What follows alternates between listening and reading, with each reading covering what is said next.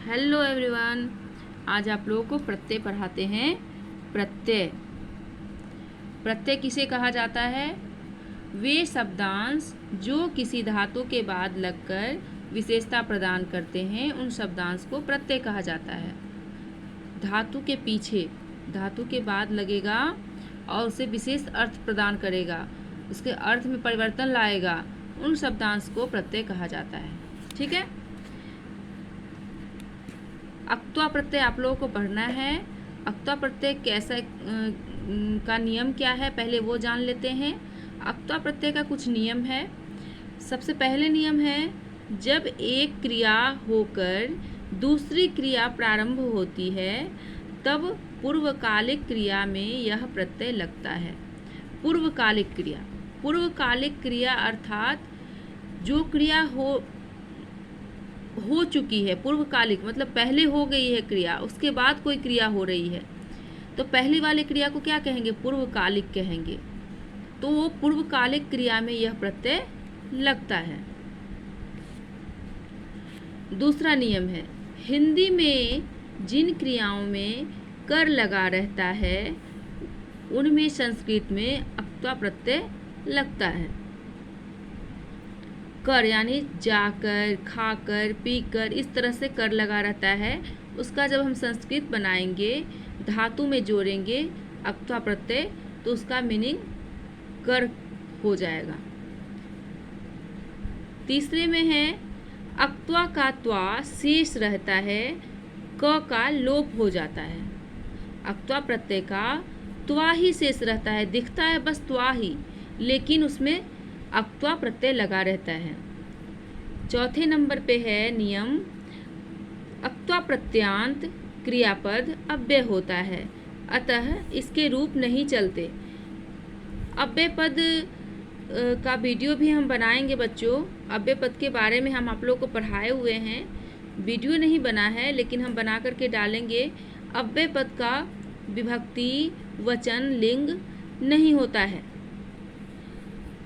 धातु और प्रत्यय देखिए किस तरह से जोड़ा गया है। अब प्रत्यय के कुछ उदाहरण देख लीजिए, किस तरह से प्रत्यय लगा हुआ है, शब्द कैसे बना है प्रत्यय लग करके। धातु और प्रत्यय, भू धातु है, अक्त्वा प्रत्यय है। इन दोनों को जोड़ने के बाद बन जाता है भूत्वा। देखिए यहाँ पे त्वा ही दिख रहा है क्योंकि क का लोप हो जाता है। जब अलग करके लिखेंगे तो कत्वा लिखेंगे और साथ में अगर जोड़ेंगे तो त्वा ही दिखेगा, क नहीं दिखेगा, तो भूत्वा हो गया। इसका अर्थ हो गया होकर। भू मतलब होना, अक्त्वा प्रत्यय लग जाने के कारण इसका अर्थ हो जाएगा होकर। चल जोर अक्त्वा, चल जोर अक्त्वा, यहाँ पे चलित्वा हो जाएगा और इसका अर्थ हो जाएगा चलकर। देखिए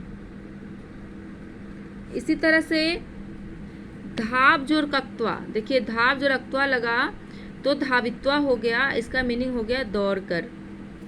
हंस जोर अक्त्वा होगा, हंसित्वा हो जाएगा, इसका मीनिंग हो जाएगा हंस कर। गम जोर अक्त्वा गत्वा हो जाएगा और इसका मीनिंग हो जाएगा जाकर।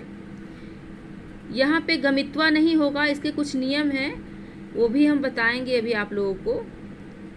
दृश्य जोर कत्वा और इसके बराबर होकर के दृष्टवा हो गया, दृष्टवा का मीनिंग हो गया देखकर। यहाँ पे तालव्य स का मूर्धन्य स हो जाता है, क्योंकि मूर्धन्य तालव्य स, अगर तालव्य स यहाँ पे है लास्ट में और उसके बाद त लगाना है, जैसे यहाँ पे क को तो लोप कर देना है और त लगाना है, तो मूर्धन्य स में परिवर्तन हो जाता है। तालव्य स का, तालव्य स मूर्धन्य स में परिवर्तन हो जाता है, और जब ये मूर्धन्य स में परिवर्तन हो जाता है तो ये ट का रूप ले लेता है, इसीलिए यहाँ पे मूर्धन्य स और ट बन गया है, लेकिन इसमें अक्त्वा प्रत्यय ही है, तो दृश्य जोर अक्त्वा दृष्टवा हो गया।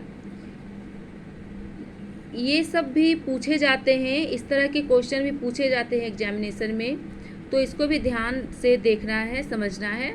अब एक उदाहरण इसके जैसा यहाँ भी है, कृष जोर अक्त्वा, तो यहाँ पे मूर्धन्य स तो है ही, इसीलिए मूर्धन्य स का परिवर्तन नहीं होगा। मूर्धन्य स जहाँ पे है तो मूर्धन्य स ही रहेगा, लेकिन मूर्धन्य स के बाद त नहीं होता है, त का प्रयोग नहीं होता है, इसीलिए यहाँ पे ट हो जाएगा। कभी भी मूर्धन्य स के बाद त का प्रयोग नहीं किया जाता है, वहाँ पे ट ही लिखा जाता है। इसीलिए यहाँ पे कृष्ट जोड़ अक्त्वा बराबर कृष्टवा हो जाएगा।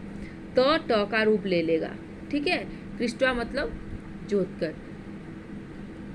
अब आगे कुछ नियम हैं वो बताते हैं आप लोगों को।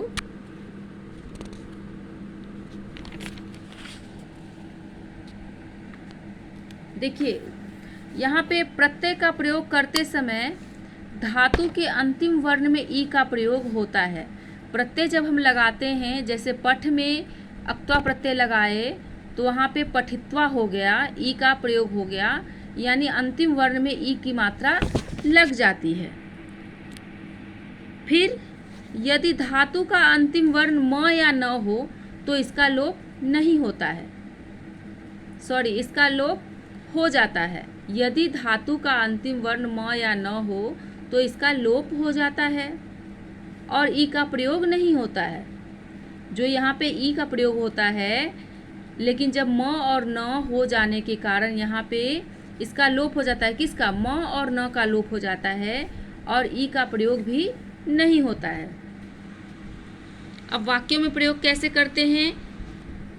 वाक्यों में प्रयोग करते हैं, देखिए कैसे। सह खादित्वा विद्यालयं गच्छति। सह खादित्वा विद्यालयं गच्छति, इसका मीनिंग हो जाएगा वह खाकर विद्यालय जाता है। देखिए यहाँ पे पूर्वकालिक क्रिया हो गया। जो पहले हो जाता है उसे पूर्वकालिक क्रिया कहते हैं, क्योंकि वो पहले खा लिया उसके बाद विद्यालय जा रहा है, इसीलिए पूर्वकालिक क्रिया हो गया। वह खाकर विद्यालय जाता है। वैसे ही रामः धावित्वा गृहं गच्छति। राम दौड़कर घर जाता है। बालिका नृत्यं दृष्ट्वा प्रसीदति। बालिका लड़कियां या लड़की नृत्य देखकर खुश होती है। प्रसीदति मतलब खुश होना, देखकर खुश होती है। इसी तरह से आपको समझा दिया गया है। अक्त्वा प्रत्यय, ल्यप प्रत्यय के बारे में हम अगले वीडियो में समझाएंगे। थोड़ा सा वेट कीजिए, इसको समझिए, इसको पढ़िए और उसका इंतज़ार कीजिए। वो भी हम अभी बना करके डालेंगे। और सब्सक्राइब कर लीजिएगा अगले वीडियो के नोटिफिकेशन के लिए। अच्छा लगा तो लाइक ज़रूर कीजिएगा, कमेंट में बताइएगा कैसा लगा, क्या समझ में आया।